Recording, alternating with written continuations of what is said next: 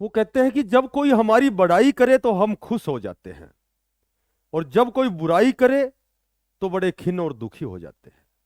तो क्या भला हमारी चाबी उनके हाथ में है? वो जब चाहे हमें खुश कर सकते हैं, जब चाहे हमें दुखी कर सकते हैं।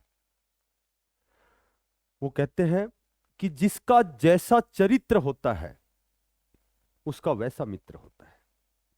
शुद्धता होती है विचारों में, मानव कब पवित्र होता है। फूलों में भी कीड़े पाए जाते हैं, पत्थरों में भी हीरे पाए जाते हैं। किसी की बुराई को छोड़कर उसकी अच्छाइयों को देखो, नर में भी नारायण पाए जाते हैं। नमस्कार प्यारे बच्चों। देखो, देखा होगा कल आपने सीईटी मेंस के नोटिफिकेशन आने स्टार्ट हो चुके हैं। मैंने पहले भी आपको बताया था कि आपका पहले हरियाणा पुलिस के तुरंत बाद सी ग्रुप का जो आपका मेन एग्जाम होगा, जो 18 प्रकार की जो आपकी भर्तियां हैं सी ग्रुप की जो थी, वो विड्रा हुई थी। तो मैंने बताया था पहले उनका ही नोटिफिकेशन आएगा, तो वो कल आपने देख लिया होगा। अभी आपके और भी नोटिफिकेशन आने वाले हैं। टेक्निकल के, एलएम के हो गए, हरियाणा रोडवेज के हो गए। ठीक है, तो बहुत सी रिक्विजेशन HSSAI के पास भेजी जा चुकी हैं। खाली पदों का ब्यौरा भेजा जा चुका है। ऐसा माननीय चेयरमैन साहब ने भी कल लाइव आके आपकी सभी प्रकार की समस्याओं का निराकरण किया था। सभी प्रकार की समस्याओं, जो भी आपकी क्यूरीज थी, ठीक है, उनकी लगभग जितने प्रकार की बच्चों की समस्याएं थी उन पर भी उन्होंने बातें की हैं, और लगभग उसका निदान भी किया है। तो आज हम बात करते हैं। देखो, कुछ एक मैंने पिछली वीडियो में भी आपको बताया था। पिछली आप मेरी वीडियो चेक करेंगे, पिछली जो इससे पहले जो मैंने एक वीडियो बनाई थी सीईटी के ऊपर, तो आपने ऐसा कई जगह हमने देखा था, सुना था, पढ़ा था कि भाई हमारा जो सीईटी का स्कोर एक भर्ती के बाद में वो जीरो हो जाएगा, खत्म हो जाएगी, वैलिडिटी खत्म हो जाएगी, नंबर जीरो। तो इस तरह की बातों पे भी मैंने आपको बताया था, भ्रमित ना हो।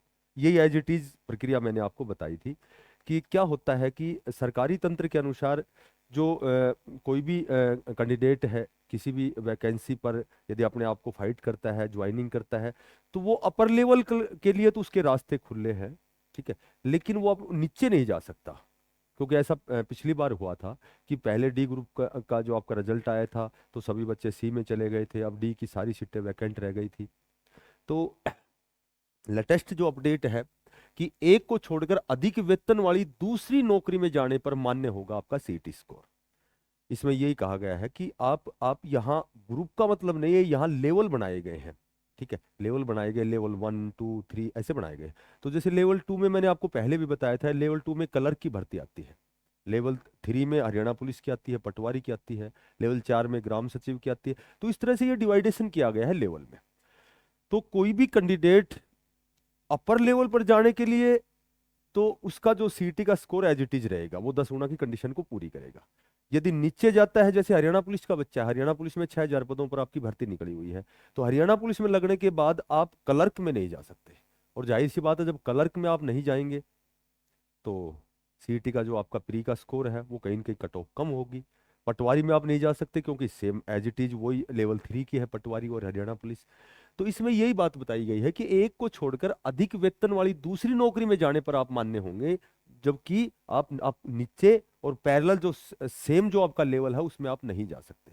तो कहीं ना कहीं इसका फायदा आपको क्लर्क को भी होना है और आपको पटवारी को भी होना है। किसका फायदा?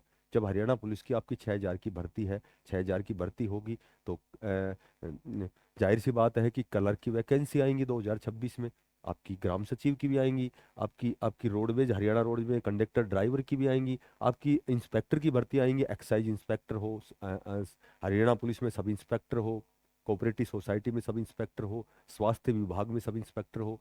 तो यहाँ आपकी वो भर्ती भी आनी है। तो बहुत से ऐसे भी बच्चे हैं जिनके पास टेक्निकल डिप्लोमा नहीं है, क्योंकि उन्होंने सीईटी का एग्जाम दिया था कि कहीं या तो मैं क्लर्क में अपने आप को सिद्ध करूंगा, या ग्राम सचिव की तैयारी करने वाले। ऐसे बहुत से भी बच्चे हैं जो ऑलरेडी पहले से ही लगे हुए हैं। कुछ बाहर कई सेंट्रल लेवल की भर्तियों में है, तो वो लोकल में आने की वजह से उन्होंने सीईटी का एग्जाम दिया है। ऐसे बहुत से बच्चे जो दिल्ली पुलिस में नौकरी करते करते यहाँ उन्होंने क्लर्क ज्वाइन किया है, और भी दूसरे प्रकार की भर्तियों में यहाँ हरियाणा में उनकी ज्वाइनिंग हुई है, क्योंकि उन्होंने उस दिशा में प्रयास किया है। तो ऐसे भी बच्चे हैं जिनके पास टेक्निकल का डिप्लोमा नहीं है। ऐसे बच्चे हैं जो हरियाणा पुलिस की भर्ती नहीं देखते हैं। ठीक है, ऐसे बच्चे जो हरियाणा पुलिस में ऑलरेडी लगे हुए हैं, ऐसे बच्चे भी हैं जो पटवारी लगे हुए हैं। तो पटवारी लगने के बाद वो सोच रहे हैं कि हम पंचायत सेक्रेटरी की भर्ती देखें, या हम सब इंस्पेक्टर की भर्ती देखें, मंडी सुपरवाइजर की देखें। ठीक है, तो और भी बड़ी बड़ी पोस्ट है, एक्साइज इंस्पेक्टर की भर्ती देखें। तो उन्होंने भी ऐसे 10 से 15 हजार भी बच्चे हैं जो पहले ही ऑलरेडी लगे हुए भी हैं, जिन्होंने एग्जाम दिया है, उनका स्कोर भी अच्छा है। तो वो बच्चे सोच रहे हैं कि भाई फिलहाल तो जो आपका जो नोटिफिकेशन है वो टेक्निकल भर्तियों का आ रहा है, अभी हरियाणा पुलिस का है, फिर सारे अभी असिस्टेंट लाइनमैन का भी आएगा बहुत बड़े पदों पर, एमपीएसडब्ल्यू भी आपकी 7 से 8 दिन में नोटिफिकेशन आने वाला है, आपका फायर वाला भी आना वाला, यानी कि टेक्निकल की सारी भर्तियां, वीएलडीए हो गई, आपकी कॉमर्स की हो गई। तो इस तरह की फिलहाल जो कल जो भर्ती रिक्रूटमेंट आया है वो शायद स्टेनो है, इस तरह की उसमें टेक्निकल भर्तियां हैं। तो आपकी ये भर्तियां भी आएंगी। वो सोच रहे हैं कि भाई पता नहीं ये भर्तियां आएंगी या नहीं आएंगी, लेकिन वो सेकंड फेज में आएंगी, आपकी वो भर्ती आएंगी लगभग 3 साढ़े 3 हजार आपकी क्लर्क की भर्ती आएगी। क्योंकि क्लर्क के जो पहले ऑलरेडी लगे हुए जो कर्मचारी हैं उनकी उनकी पदोन्नति भी होनी है, प्रमोशन होना है, तो वो सीटें वैकेंट भी होनी है। आपकी ग्राम सचिव का भी एक लेटर जारी हुआ था, लगभग 500 पद आपके रिक्त हैं। पटवारी की भी आपकी भर्ती आएगी, दोनों प्रकार के पटवारी, 300 300 400 भी आएंगे, तो 800 900 पदों पर आपकी भर्ती आएगी। आपका कोऑपरेटिव सब इंस्पेक्टर की भी भर्ती आएगी, आपकी एक्साइज में भी आएंगी, आपकी स्वास्थ्य inspector, Haryana police sub inspector की।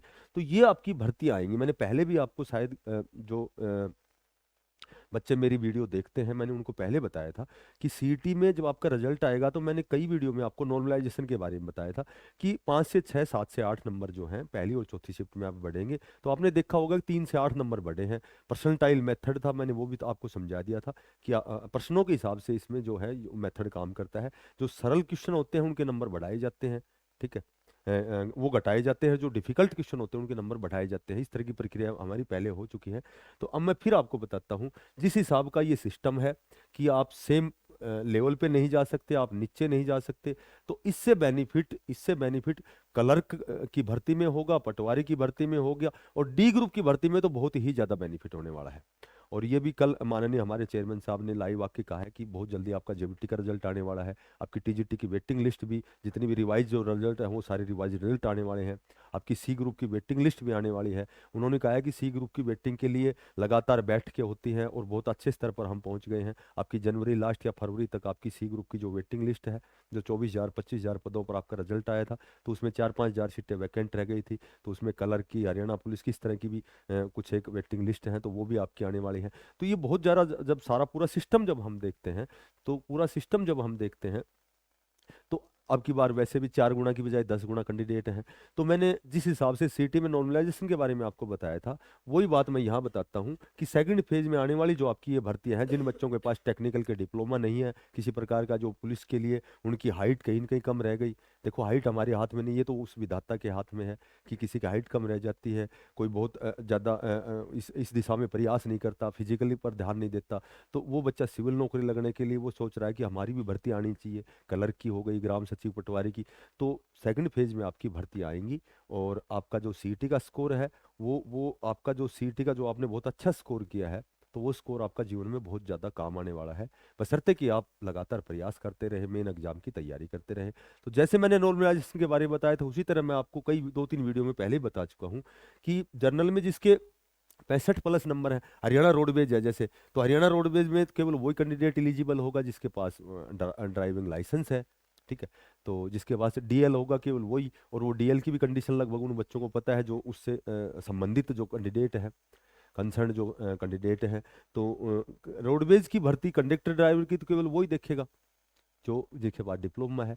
तो ऐसे भी बच्चे बच गए जिनके पास ना डीएल है, ना जिनके पास टेक्निकल डिप्लोमा है, ना जिनके पास, जो हरियाणा पुलिस में अपने आप को सिद्ध नहीं कर सकते, क्योंकि वो कहीं न कहीं हाइट चेस्ट की वजह से हो या फिर फिजिकल की वजह से हो। तो वो बच्चे जो इंतजार कर रहे हैं किसका, कलर का, ग्राम सचिव, पटवारी, सब प्रकार के, ये इंस्पेक्टर हो गए, सब इंस्पेक्टर हो गए, मंडी सुपरवाइजर हो गया, तो इस तरह की भर्तियों का इंतजार करने वाले बच्चों को मैं यही कहूंगा कि तैयारी मत छोड़ना।